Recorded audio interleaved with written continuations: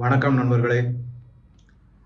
மீண்டும் ஒரு அரிய தகவல்களோட கூடிய ஒரு வீடியோ. இதில் 24/12/1999 ஒரு துக்கமான நாள் பல பேருக்கு. எதனால் அப்படின்னா, அன்னைக்கு தான் IC-814 இந்தியன் ஏர்லைன்ஸ் விமானம் 179 பயணிகள் மற்றும் 11 பேர் க்ரூ, 190 பேர் மொத்தம், நேபாளில் இருக்கக்கூடிய திரிபுவன் இன்டர்நேஷனல் ஏர்போர்ட் சொல்லக்கூடிய காட்மாண்டுவில் இருக்கக்கூடிய விமான நிலையத்திலிருந்து டெல்லிக்கு வர வேண்டிய விமானம் அது. இந்தியன் ஏர்லைன்ஸ் விமானம். அப்போ ஏர் இந்தியா இன்டர்நேஷ்னல் இருக்கும், இந்தியன் ஏர்லைன்ஸு லோக்கல், அப்புறம் பக்கத்தில் உள்ள நாடுகளுக்கு மட்டும் போயிட்டு வரும். அது மாதிரி இருந்தது. அரசாங்கத்தினுடைய விமானம் தான், சர்வீஸ் தான். ஏன்னா இந்திரா காந்தி முன்னாடியே ஏர் இந்தியாவை ஜேஆர்டி டாட்டா கிட்டேருந்து அரசுடைமையாக எடுத்துக்கிட்டாங்க. அதை பற்றி அவர் பேச போகும்போதெல்லாம் ஜேஆர்டி டாட்டா எதெல்லாம் எடுத்து சொல்கிறதுக்கெல்லாம் ட்ரை பண்ணுவார். இந்திரா காந்தி இப்படி மூஞ்சியை திருப்பிக்கிட்டு ஜன்னல் ஓரமாக போய் நின்றுவாங்களாம். அவர் தன்னுடைய சுயசரிதையில் சொல்லியிருக்கார், ஒரு இன்டர்வியூவில் கூட சொல்லியிருக்கார். அவங்களுடைய உடல் மொழியிலிருந்தே எனக்கு என்ன செய்திங்கிறத நான் புரிஞ்சுக்கிட்டு மரியாதையாக வெளியில் வந்துட்டேன் அப்படின்னு. அப்பாயின்மெண்ட்டே கொடுத்துருக்க வேணாமே அப்படின்னு கூட சொல்லியிருப்பார். சரி, இது இருக்கட்டும். ஆக மொத்தம் டெல்லிக்கு வராமல் அந்த விமானம் காட்மாண்டு ஏர்போர்ட்லேருந்து 5 பயங்கரவாதிகளால் கடத்தப்பட்டது.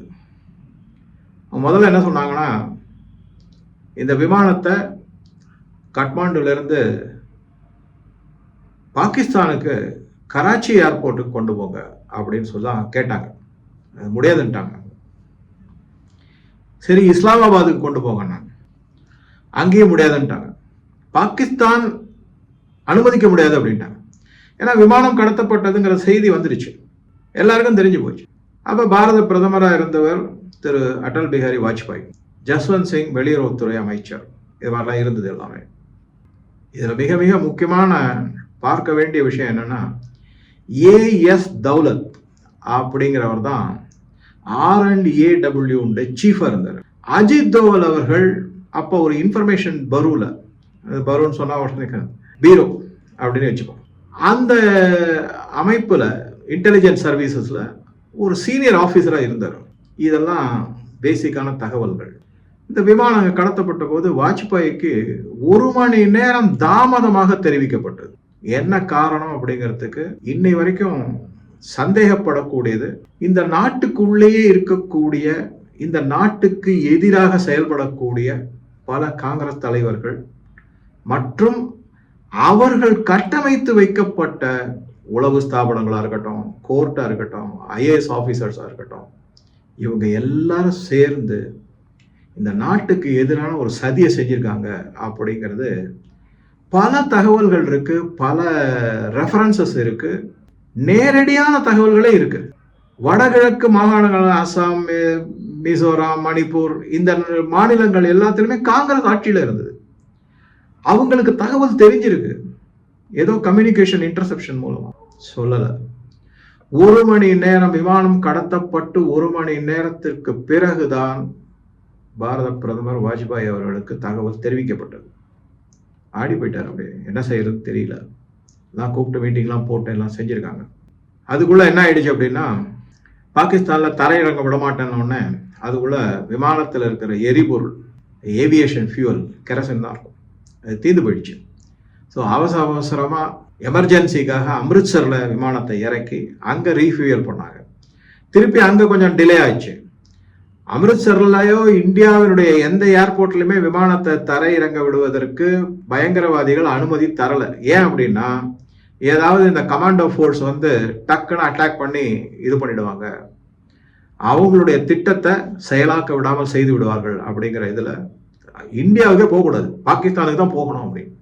சரி, அப்புறம் ஒரு வழியாக அமிர்த்சரில் திருப்பி அங்கேருந்து பிறந்து இதில் என்ன சார், எப்படி சார் அவ்வளோ சீக்கிரமாக ஃபியூவல் தீர்ந்து போயிடுமா, எரிபொருள் தீர்ந்து போயிடுமா? ஆமாம். ஏன் அப்படின்னா, அந்த விமானத்துக்கு உள்ள எல்லாத்தையுமே லைட்லேருந்து ஏர் கண்டிஷன்லேருந்து எல்லாத்தையும் நீங்கள் வச்சுருக்கணும், ப்ரெஷர் இது எல்லாம் வச்சுருக்கணும். அது அந்த ஃபியூயலை யூஸ் பண்ணி தான் அது இதுவும். இப்போ கார் ஓட்டும்போது நம்ம ஏசியை யூஸ் பண்ணோம்னா மைலேஜ் கம்மியாகும். அது புரிஞ்சுக்கணும்.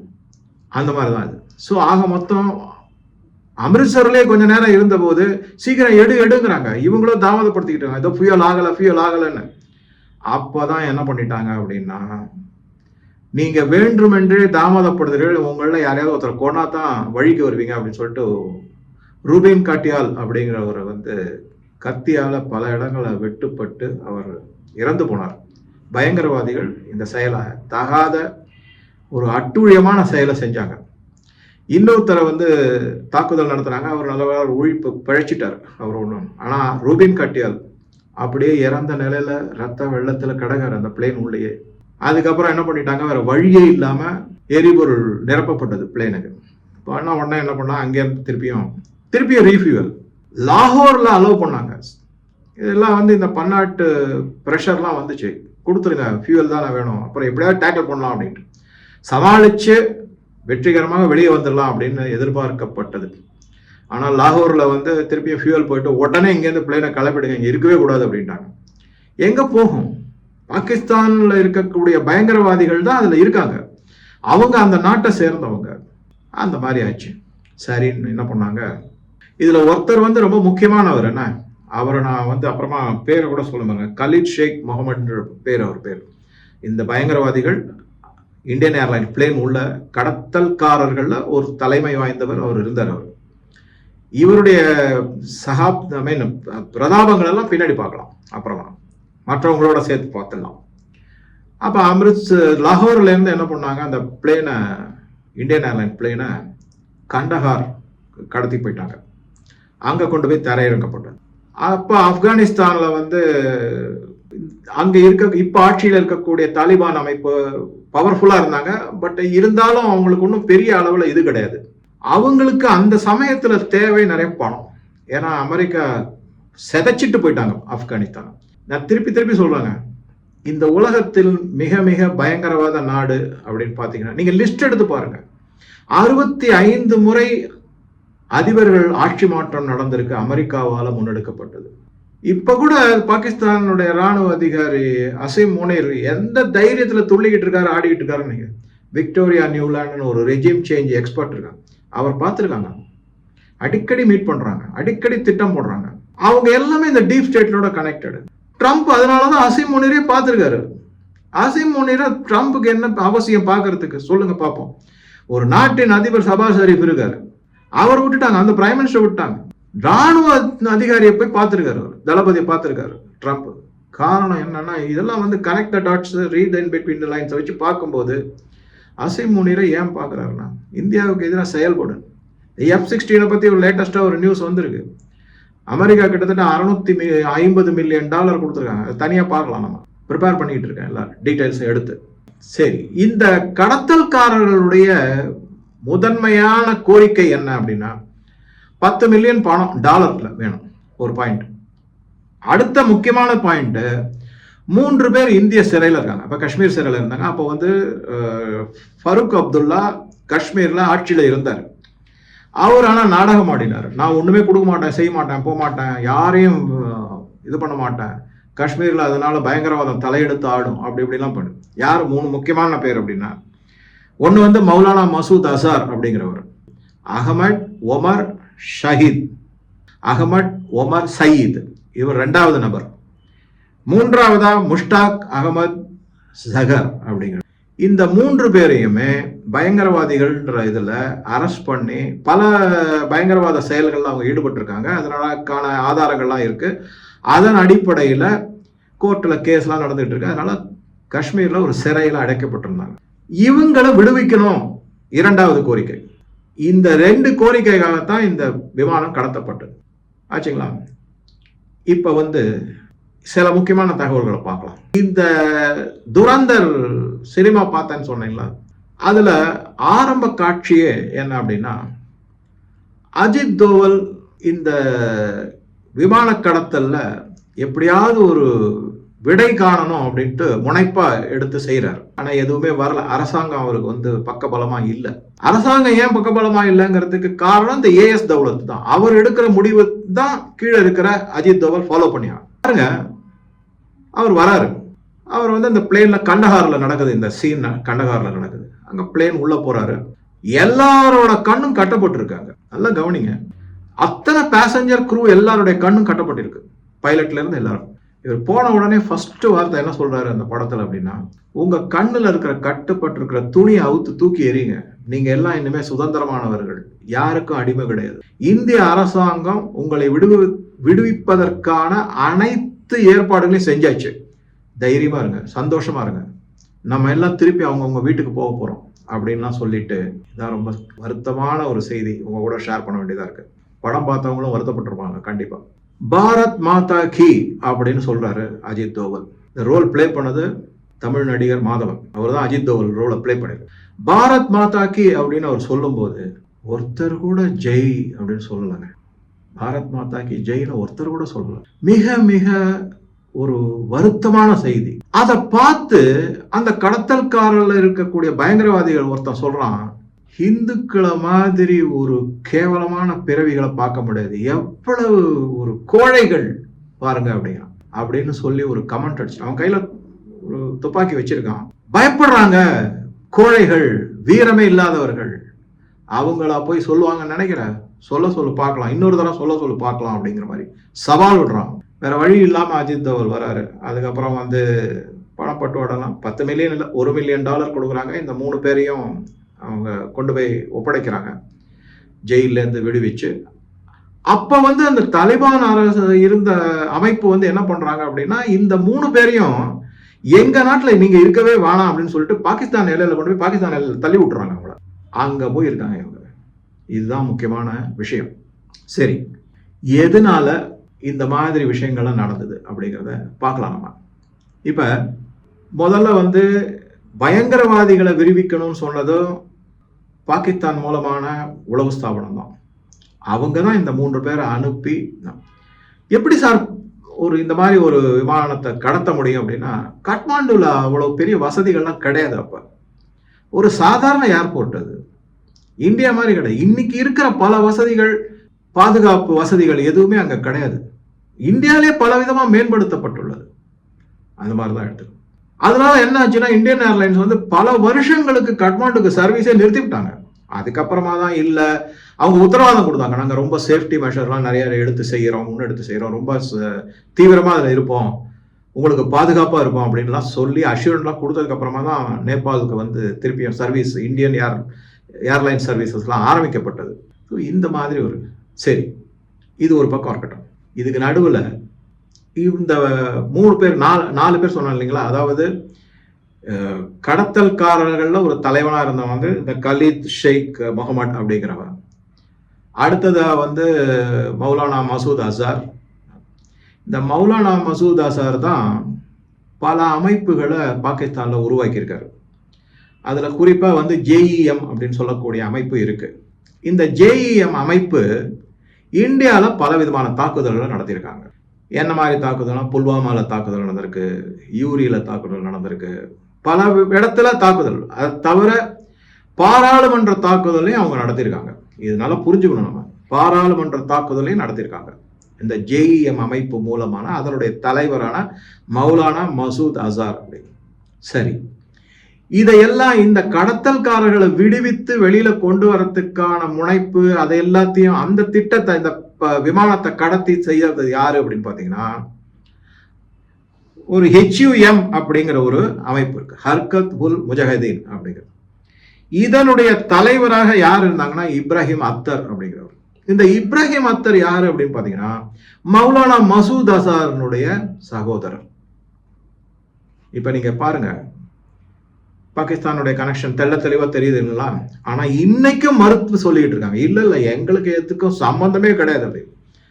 சரி, இப்ப என்ன ஆயிடுச்சு அப்படின்னா, சமீபத்தில் நம்ம ஆபரேஷன் சிந்தூர் 1.0 நடத்தி காமிச்சோம். 72 மணி நேரம் நடந்தது. இந்த 72 மணி நேரத்துல மௌலானா மசூத் அசார் கட்டி வைத்திருந்த பயங்கரவாதிகளுடைய பயிற்சி கூடம், அதை சார்ந்த மசூதிகள் எல்லாம் முழுமுற்றாக அழிக்கப்பட்டது. பிரம்மோஸ், அதுக்கப்புறம் ஆகாஷ் தீர், இது எல்லாத்தையும் வச்சு அடிச்சு நொறுக்கிட்டாங்க. பல சொந்தக்காரர்கள், மௌலானா மசூத் அசாரனுடைய சொந்தக்காரர்கள் பலர் இறந்து போனார்கள்.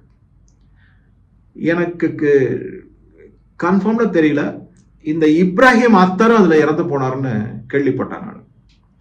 இருக்கலாம், அது ஒண்ணாச்சுங்களா? அடுத்தது பாருங்க. ஆனா திருப்பி இவங்களுக்கு இறந்து போன அந்த பயங்கரவாதிகளுக்கும் பாகிஸ்தான் அரசு மரியாதை கொடுக்கப்பட்டு பாகிஸ்தானுடைய கொடி அதன் மேல போற்றப்பட்டு பல அரசு அதிகாரிகள், ராணுவ அதிகாரிகள்லாம் இறுதி மரியாதை செஞ்சிருக்காங்க. எப்படி மறுக்க முடியும் உங்க ஆள் இல்லைன்னு? பயங்கரவாதத்தினுடைய ஃபேக்டரி பாகிஸ்தான் தான் அப்படின்னு இன்னைக்கு கொஞ்சம் கொஞ்சமா நிரூபணம் ஆகிட்டே வருது. இப்ப ஆஸ்திரேலியால போண்டி பீச்ல நாம சொல்லல, அமெரிக்க உளவுத்துறையே சொல்றாங்க, 2 பேருமே பாகிஸ்தானிலிருந்து ஆஸ்திரேலியாவில் குடிபெயர்ந்த தந்தை மகன் இஸ்லாமியர்கள் 2 பேருமே.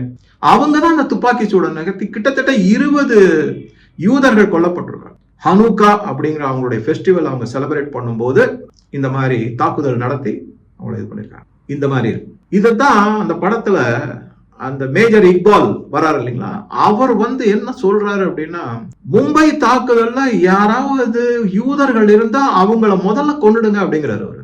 எப்பேற்பட்ட ஒரு அறிவுரை பாருங்க, எப்பேற்பட்ட மாதிரி ஒரு அராஜகத்தனம், மிருகத்தனமான மனிதர்கள் இவங்க எல்லாமே. சரி, இது அடுத்ததா யார பாக்குறோம் அப்படின்னா, இந்த அகமது ஒமர் சயீத் அப்படின்னு சொன்னீங்களா, இவர் 2வது பயங்கரவாதி, இந்தியாவிலான விடுவிக்கப்பட்டவர், சிறையிலிருந்து விடுவிக்கப்பட்டவர். அவர் டேனியல் பேர்ல் அப்படின்னு ஒருத்தரை கொண்டிருக்காரு. அவர் எப்படி கொண்டிருக்காருன்னா, மிக மிக கொடூரமான முறையில கொண்டிருக்காரு. அவங்க சொல்லக்கூடிய அந்த ஹலால் முறைன்னு ஒன்று இருக்கும். கழுத்துல அதாவது எந்த பலி கொடுக்கக்கூடிய ஒரு மிருக, ஆடோ இல்லை இதோ, அதை கழுத்துல வச்சு அப்படியே இது பண்ணுவாங்க, அந்த ஓதிக்கிட்டு. அந்த மாதிரி அந்த டேனியல் பேர்ல் கொல்லப்பட்டிருக்காரு. அவர் சொல்ல கேட்காம இந்த பயங்கரவாதிகளுடைய கூடாரத்துக்கு போனார். அவர் இந்த டேனியல் பேர்ல் அவர் வால் ஸ்ட்ரீட் ஜேர்னல்ல பத்திரிகையாளராக வேலை செஞ்சாரு. எனக்கு இதை நேரடியாக நான் போய் பாகிஸ்தான்ல இருந்து இதை எல்லாத்தையும் நான் தகவல்களை சேகரிச்சு முடிஞ்சா அவங்கள மனமாற்றம் செய்யணும்ன்ற இதுல போனார். அவர் பாவம், ரொம்ப கொடூரமான முறையில அவர் கொல்லப்பட்டார். அதுல இருக்கிறவர் தான் இந்த அகமது ஒமர் சயீத் அப்படிங்கிற, இங்கேருந்து விடுபட்டு அங்க போய் பண்ணிருக்கு. அடுத்ததான் இந்த கலீத் ஷேக் முகமது அப்படின்னு சொன்னாங்க இல்லைங்களா, அவர் தான் கடத்தல்ல இருந்த முக்கியமான புள்ளி. அவர் அமெரிக்காவினுடைய இரட்டை கோபுரம் 9/11 அதுல முக்கிய பங்கு வகிச்சு அவர் தான் லீடர் மாதிரி இருந்து செஞ்சிருக்காரு அப்படிங்கிற தகவல் வந்திருக்கு. சரி, இதெல்லாம் ஒரு பக்கம். ஏன் சார் இந்தியா ஒரு தைரியத்தோட எடுத்து செய்யல? எதுக்காக அவசரமா இந்த கைதிகளை விடுவிச்சாங்க? பணத்தை வேற ஏன் கொடுத்தாங்க? பல காரணங்கள் இருக்கு. மிக மிக முக்கியமான காரணங்கள் அப்படின்னு நான் சொல்றது இன்டெலிஜென்ட் ஃபெயில்யூர். இந்த இன்டெலிஜென்ட் ஃபெயில்யூருக்கு காரணம் என்ன அப்படின்னாக்க, எல்லாமே காங்கிரஸ்னுடைய அடியாட்கள் மாதிரி இருந்தது. ஒரு காரணம், தகவல் பரிமாற்றம் சரியா செய்யல. அது எதனால செய்யல அப்படின்னா, ஏஎஸ் தௌலத் இருக்காருங்களா, அவரு நீங்க உடனே கேட்கலாம், எப்படி சார் எல்லாரையும் காங்கிரஸ் ஆளு அவங்க நாட்டுக்கு எதிராக செயல்பட்டிருக்காங்கன்றதுக்கு காரணம் சொல்றேன் நான். அவருக்கு ரிட்டையர்மெண்ட் ஆனதுக்கு அப்புறமா பாகிஸ்தான் உளவு ஸ்தாபனத்தினுடைய நிதி உதவியோட மேஃபேர் அப்படிங்கிற ஒரு இடத்துல லண்டன்ல மிக அருமையான ஒரு பங்களா வாங்கி கட்டி கொடுக்கப்பட்டிருக்கு இந்த ஏஎஸ் தௌலத்துக்கு.